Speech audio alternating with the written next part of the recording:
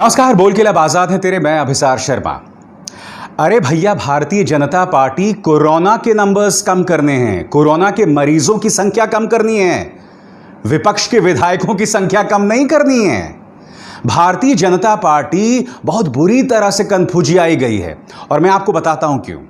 क्योंकि इस वक्त आपके स्क्रीन पर क्या आप जानते हैं कि कल पूरे देश में कोरोना के कितने मरीज, कितने केसेस पॉजिटिव पाए गए?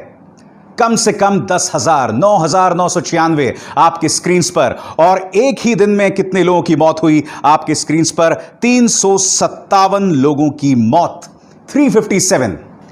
कांग्रेस जो है अपने तमाम विधायकों को राजस्थान के अंदर वो रिजॉर्ट्स में भेज रही है। मुझे तो ऐसा लगता है कि कांग्रेस के जो विधायक है ना, आधा समय जो है वो रिजॉर्ट्स में रहते हैं। अब आप कह सकते हैं कि भाई कांग्रेस जो कर रही है वो झूठ होगा, मगर मुझे बताइए, गुजरात में तो 3 विधायक कांग्रेस के इस्तीफा देके बीजेपी में आ गए। वहां पर राज्यसभा के चुनाव होने हैं और यही डर अब राजस्थान में भी सामने उभर कर आ रहा है। तो प्राथमिकताएं क्या है इस पॉलिटिकल पार्टी की? जैसे मैंने कहा ना भैया, आपका जो उद्देश्य होना चाहिए, कोरोना के मरीज कम करने का होना चाहिए, विपक्ष के नंबर्स कम करने का नहीं होना चाहिए। बात यहां नहीं रुकती है, क्योंकि हम लगातार देखते आ रहे हैं, चाहे बेंगलुरु हो, मध्य प्रदेश हो, गुजरात हो, हर जगह वही ऑपरेशन कमल का खौफ। कल ही मैंने अपने एक शो में बात की और मैं चाहता हूं आप फिर से सुनिए। शिवराज सिंह चौहान ने कथित तौर पर इस वायरल ऑडियो में, जिसका वीडियो भी सामने उभर कर आ गया है, जिसे कांग्रेस के नेता नरेंद्र सलूजा ने पोस्ट किया है, वो ऑडियो का हिस्सा सुनिए, जिसमें साफ तौर पर शिवराज सिंह चौहान 2 बातें कहते हैं। पहली बात ये कहते हैं कि केंद्र सरकार ने, यानी कि केंद्रीय आला कमान ने फैसला कर दिया कि कमलनाथ की सरकार नहीं रहनी चाहिए, और फिर ज्योतिरादित्य सिंधिया के चलते ये ऑपरेशन संभव नहीं हो पाता। खुद उन्होंने बात कही और बाद में ये भी कहते हैं भारतीय जनता पार्टी के कार्यकर्ताओं को कि इस सीट से हमें जितवाना है, क्योंकि आप जानते हैं 24 सीटों पर उपचुनाव हो रहे हैं। इस सीट से बीजेपी को जितवाना है, प्रधानमंत्री का फैसला गलत ना हो जाए। तो कहीं ना कहीं शिवराज सिंह चौहान ये इशारा कर रहे हैं कि ये उस स्तर पर यह फैसला लिया गया था कमलनाथ की सरकार को गिराने का। सुनिए। केंद्रीय नेतृत्व ने तय किया कि सरकार की ये बर्बाद कर देगी, तबाह कर देगी। और आप बताओ, ज्योतिरादित्य सिंधिया जी और तुलसी भाई के बिना सरकार गिर सकती थी क्या? और कोई तरीका नहीं। तो प्राथमिकता यहां पर साफ तौर पर दिखाई दे रही है इस पॉलिटिकल पार्टी की। और फिर आप लोग क्या कहते हैं कि विपक्ष क्या कर रहा है, और आपकी देखा देखी, वो गुरु शिष्य परंपरा होता है ना, क्योंकि अमित शाह ने कह दिया विपक्ष क्या कर रहा है, या रविशंकर प्रसाद ने कह दिया कि विपक्ष क्या कर रहा है, उसके चलते क्या होता है, तमाम न्यूज चैनल्स लाइन से लग जाते हैं, विपक्ष क्या कर रहा है, विपक्ष क्या कह रहा है। इसकी एक मिसाल मैं आपको देता हूं दोस्तों। मैं आपको साल 2013 के 2 वीडियोस दिखाना चाहता हूं। सबसे पहले आप सुनिए, रविशंकर प्रसाद ने ठीक पार्लियामेंट के बाहर चीन के आक्रमणकारी तेवरों के बारे में उस वक्त क्या कहा था 2013 में। सुनिए क्या कहा उन्होंने। Would like to ask the government of India how many more Indian brave soldiers need to be sacrificed? कितने और जवानों का बलिदान होगा? हमने बार बार ये कहा है कि इस मामले में सख्ती होनी चाहिए। तो हम चाहेंगे भारत सरकार इसमें अपना सही एटीट्यूड बनाए। चाइना के द्वारा जबरदस्त साइबर हमला हो रहा है इंडिया के साइबर इंस्टॉलेशंस पर, ये बहुत दुर्भाग्यपूर्ण है।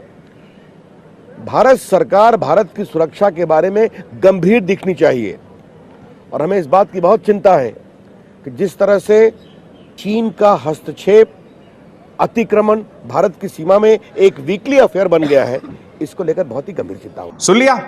अब मैं आपको सुनाना चाहता हूं राजनाथ सिंह ने अपनी एक रैली में क्या कहा था चीन के आक्रमणकारी तेवरों के बारे में 2013 में। सुनिए।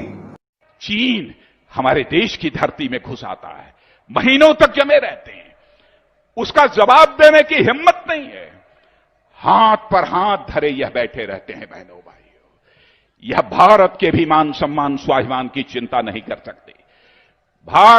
मैं तो यह भी कहना चाहता हूं, डॉक्टर मनमोहन सिंह जी, आपके यदि कलेजे में दम नहीं है, और वो तो उन लोगों को तो मैं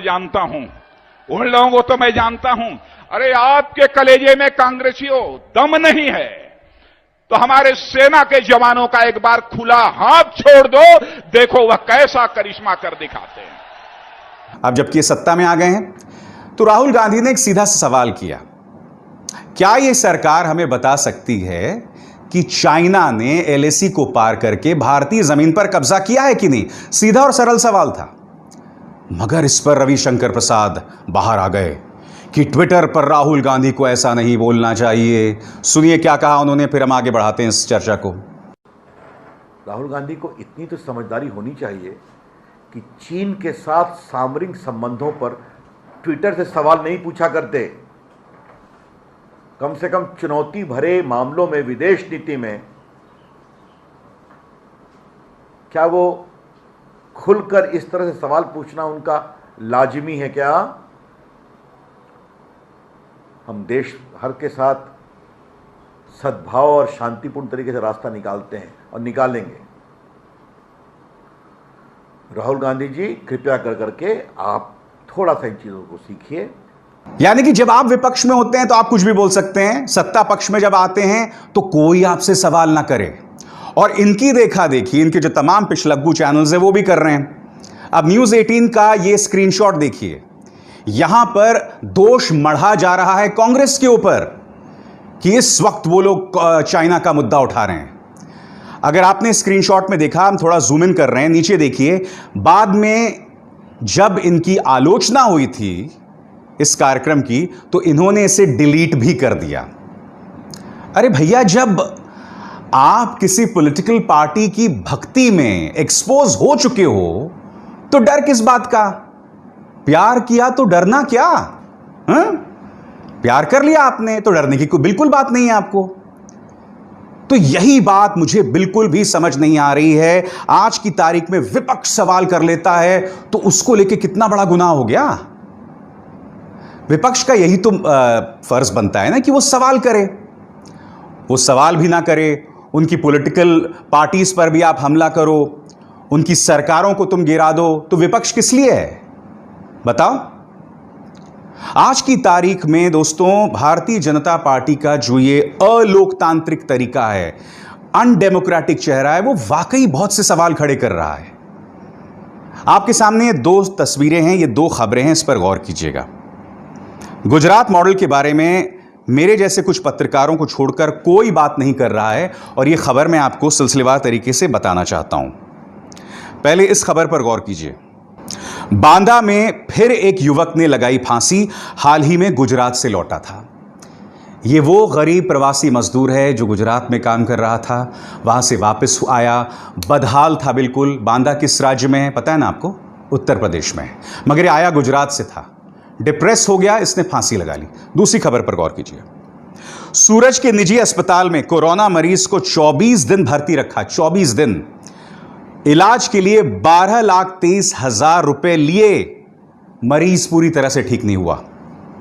यह गुजरात मॉडल का हाल है। जैसे मैंने कहा ना कि मेरे जैसे एकाध पत्रकार को छोड़ के आप गुजरात मॉडल पर कोई किसी भी पत्रकार को, किसी चैनल को टिप्पणी करते नहीं देखते, किसी चैनल को लंबे चौड़े डिबेट्स करते नहीं देखते।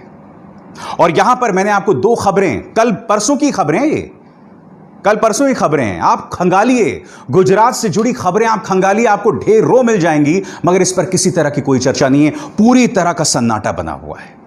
पत्रकारिता तो खैर गई 12 के भाव, वो तो भूल जाओ आप, पत्रकारिता की तो बात ही नहीं करता हूं मैं आजकल।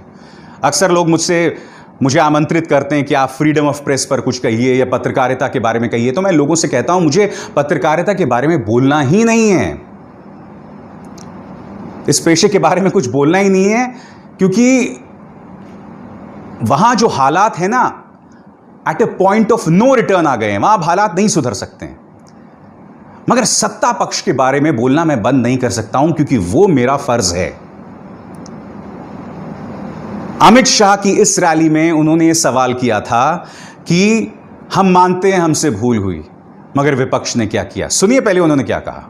जो विपक्ष के लोग हैं वो जब सवाल उठाते हैं, मैं उनको पूछना चाहता हूं, भैया हमारी तो कहीं चूक भी हुई होगी, मगर निष्ठा हमारी बरोबर थी, हमारी गलती हो ही होगी, हम कहीं कम पड़ गए होंगे, कुछ नहीं कर पाए होंगे, मगर आपने क्या किया? कोई स्वीडन में बात करता है, अंग्रेजी में देश के कोरोना से लड़ाई लड़ने के लिए कोई अमेरिका में बात करता है। आपने क्या किया, इसका हिसाब तो देश की जनता को दो जरा। चलिए, कम से कम अमित जी ने माना तो सही कि कोरोना संकट में आपसे कुछ भूल हुई है, वरना आप तो ये मानने को भी राजी नहीं थे कि आपसे कोई भूल हुई है। मगर यहां आप देख रहे हैं कि यहां पर भी विपक्ष क्या कर रहा है, जैसे आप कभी विपक्ष में थे ही नहीं। मैं आपको प्रधानमंत्री नरेंद्र मोदी का यह ट्वीट दिखाना चाहता हूं, साल 2013 का, 13 मई 2013 का यह ट्वीट है। China withdraws its forces but I wonder why Indian forces are withdrawing from Indian territory, why did we retreat. यानी कि चीन ने तो अपनी सेनाएं वापस खींच ली, मगर भारत ने भी अपनी सेना वापस क्यों खींची। यह प्रधानमंत्री नरेंद्र मोदी का बयान है 2013 को। और अब जो ताजा खबर आ रही है वो क्या न्यूज चैनल्स फ्लैश कर रहे हैं कि इस वक्त भारत और चीन में जो तनाव चल रहा है, दोनों ही सेनाओं ने अपने अपने जो टकराव वाली जगह है वहां से वापस खींच लिया है। वही बात हुई ना अब आखिरकार जाके, जब आप सत्ता में थे, और 2013 में जब आप थे, आप ये बात कर रहे थे। अब मैं आपका ध्यान खींचना चाहूंगा ब्रह्मचेलानी और डिफेंस मामलों के विशेषज्ञ अजय शुक्ला के इन दो बयानों पर। ब्रह्मचेलानी ने क्या कहा है आपकी स्क्रीन पर। China statement doesn't support India's claim about troops de-induction and disengagement. The aggressor speaks of properly handling the situation and actions to ameliorate the situation. There's absolutely no evidence that PLA is willing to roll back its encroachments.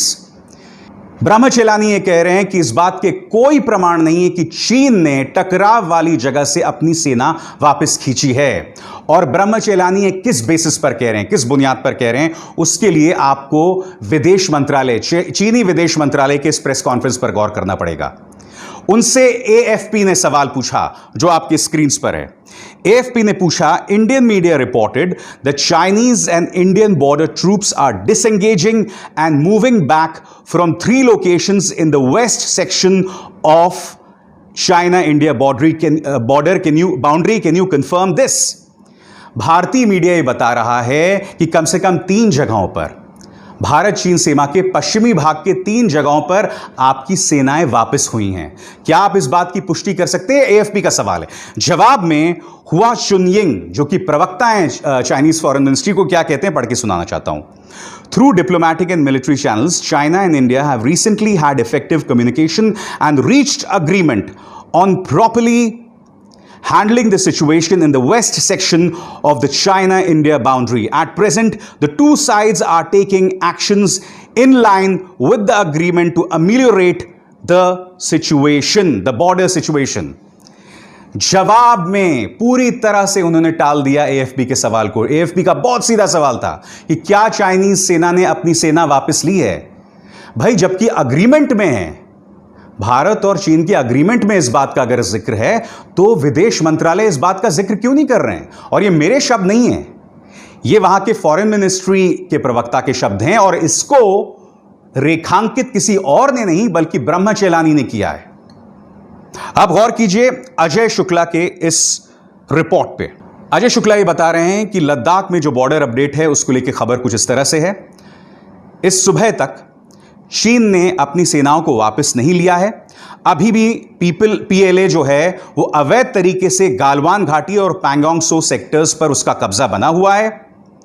यह बात उन्हें जमीन पर भारतीय सेना पर जो मौजूद लोग हैं उनसे पता चला है, अंतर्राष्ट्रीय एजेंसी रिपोर्ट से पता चली है और अमेरिकी सूत्रों से पता चली है, जो इस मुद्दे पर पैनी निगाह रखे हुए हैं।